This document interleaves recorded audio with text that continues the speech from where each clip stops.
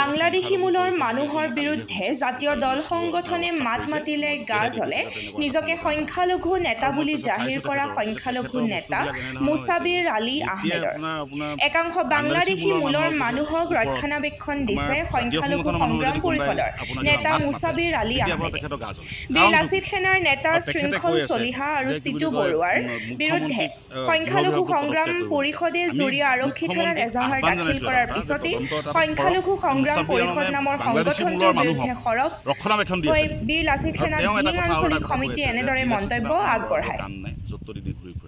তেখেতক মই এটা কৈছোঁ যে আপোনালোকৰ কাম নাই, আপোনাক সেইখিনি য'তে ত'তে সোমাই গ'ল। বীৰ লাচিত সেনা অসমৰ যিমানবোৰ ল'ৰা আছে অসমত আপুনি চাওকগৈ, প্ৰত্যেকটো ল'ৰাই নিজৰ কৰ্মত ব্যস্ত।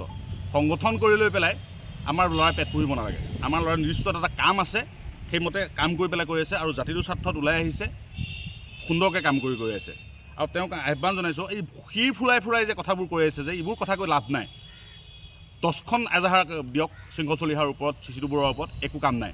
তেওঁক আমি এটাই আহ্বান জনাইছোঁ, তেওঁক অকণ জিৰণি লওক। তেওঁক দেখিলে মোক কালি হাঁহি উঠিছে। তেখেতে অলপ জিৰণি লওক, ইমান শিৰ ফুৰাই পেলাই কথা কৈ একো লাভ নাই। স্পষ্ট কথা। আৰু মুখ্যমন্ত্ৰীলৈ পুনৰ আহ্বান জনাইছোঁ যে তেওঁ তদন্ত কৰক যে বাংলাদেশী মূলৰ মানুহখিনিৰ ওপৰত যেতিয়াই কথা কয় তেতিয়া তেওঁ যে মাত দিয়ে, তেওঁ কিবা ৰক্ষণাবেক্ষণ দি আছে নেকি বাংলাদেশী মূলক? আমাৰ বেলেগৰ কথা সেইখিনি কথা আৰু তো মুছাবিৰ যিটো কথা ক'লে যে বীৰ লাচিত সেনাৰ কোনো কাম নাই, সঁচাকৈ কাম নাই নেকি? তেওঁ চাই যাওক, সি আমাৰ ঢিঙত চাই যাওক, সি নগাঁও জিলাত চাওক, আমাৰ ঢিঙত চাওক যে আমাৰ ল'ৰাখিনিয়ে কি কৰি আছে। আজি এটা বীৰ লাচিত সেনাৰ ল'ৰা এটা বিচাৰিম বুলি ক'লে আমাৰ ইয়াত নাই।